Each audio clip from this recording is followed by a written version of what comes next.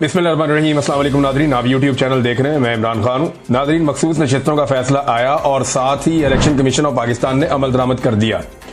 मैं आपको सिर्फ इतना याद दिलाना चाहता हूँ कि एक साल पहले भी सुप्रीम कोर्ट ऑफ पाकिस्तान के फुल कोर्ट ने यानी तमाम जजेस ने बैठकर मखसूस नशिस्तों का फैसला दिया था, लेकिन उस वक्त फैसला आया था पाकिस्तान तहरीक इंसाफ के हक में।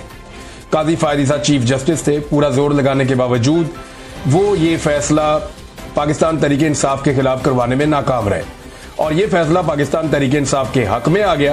एस्टेब्लिशमेंट ने बड़ा जोर लगाया लेकिन इसके बावजूद आ गया और फिर कुछ डाउट्स है, उन्होंने आकर टीवी चैनल पे बताया कि इलेक्शन कमीशन ऑफ पाकिस्तान इस फैसले पर अमल दरामद नहीं करेगा।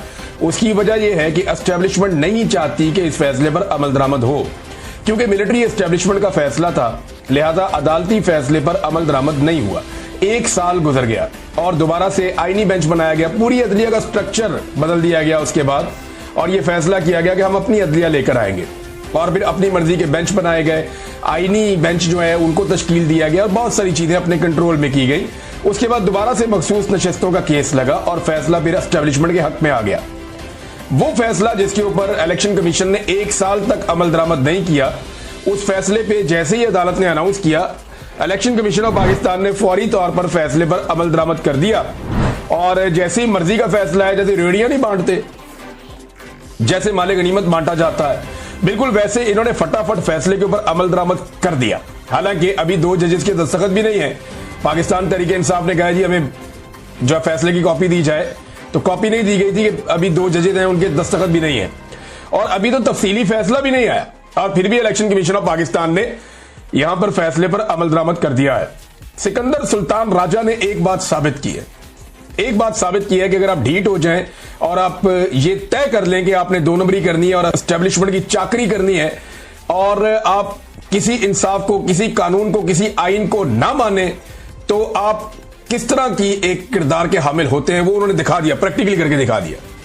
उन्होंने बता दिया कि जनाब ये वो कैरेक्टर होता है जो आइन में नहीं मानता, कानून में नहीं मानता, इंसाफ में नहीं मानता, किसी लॉजिक को नहीं मानता, वो सिर्फ अंधाधुंध मिलिट्री एस्टेब्लिशमेंट के फैसलों की जो है वो तामील करता है। और यही इलेक्शन कमीशन ऑफ पाकिस्तान ने किया और उनकी जो दुनियावी कामयाबी है उसकी वजह भी यही है।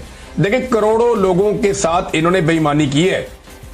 ये चीफ इलेक्शन कमिश्नर, याद रखें बात, ये तो दुनिया खत्म हो जाएगी।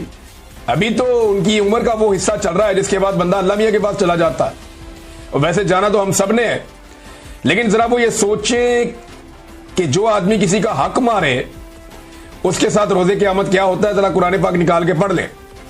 और उन्होंने पूरी कौम का हक मारा है, करोड़ों लोगों से उनका हक छीना है, उनकी हक तलफी की है और बेईमानी की है।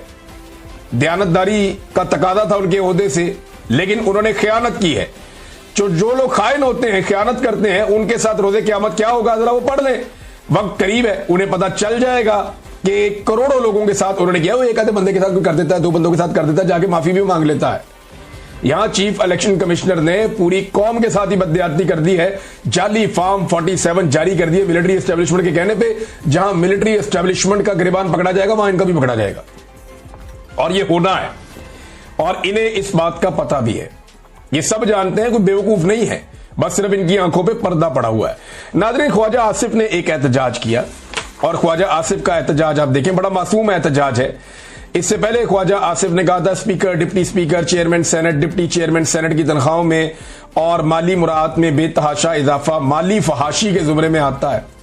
आम आदमी की जिंदगी को जहन में रखें, हमारी तमाम इज्जत आबरू उसकी मरहूने मिन्नत है।